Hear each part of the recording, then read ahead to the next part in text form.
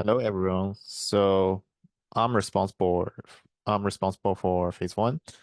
And in phase one, we try to prove that the DNS tunneling attacks over plaintext DNS are extremely easy for an intrusion detection system to detect. So let's head to the experiment part. And before the experiment part, we have to set up the environment for all the containers. And in this lab, we have um, four container four containers in total. They are attackers, client, DN server, and monitor.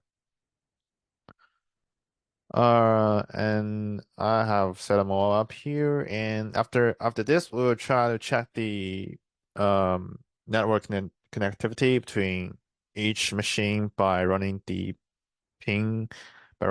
ping command. And after that, we will go to the client machine and try to run this command. This command will start TCP dump packet capture on the client container. It runs TCP dump in the background, listening on the Ether0 interface for all traffic destined for port 53 and saves it to a PCAP file. After that, we need to go to the attacker machine and launch the DNSCAT2 server on the attacker container. So DNSCAT2 is a classic DNS tunneling tool that can encapsulate arbitrary data within DNS queries and responses. And by running this command, we can see that the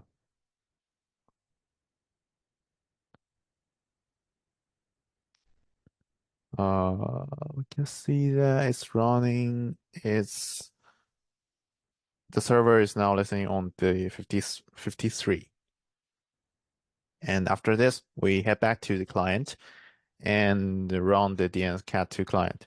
So this simulates a scenario where the attacker has already gained initial access to a machine inside the corporate network and it now wants to establish a callback channel. After running the command, we'll see that there is a session established, showing here, and this tunnel has been successfully created. At this point, the client is periodically sending DNS queries to the attacker on port 53 to maintain the channel. And after that, this is the most interesting part. In the attacker, we can start doing some interesting and tricky things on the client server since we now have established a tunnel between two machines.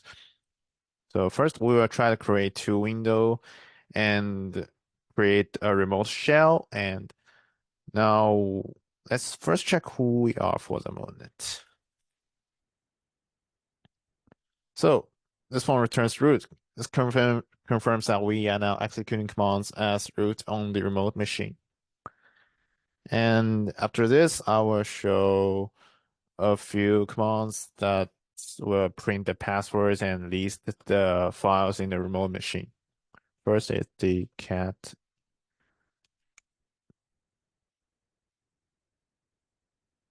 Sorry. Okay. So this one prints all the password in the machine here. And we'll try to print some documentary files here.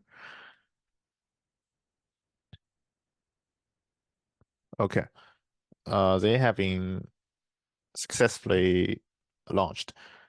So at this point, we have successfully demonstrated that the remote command and control via a DNS tunnel.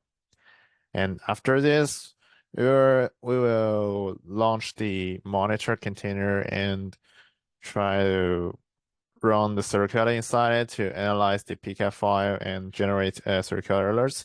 I'm not going to do here since we already have the results. So the results show in this one, circular alerts txt. It will show the log uh, detected by the client and the monitor. And that's all for phase one. Thanks for listening.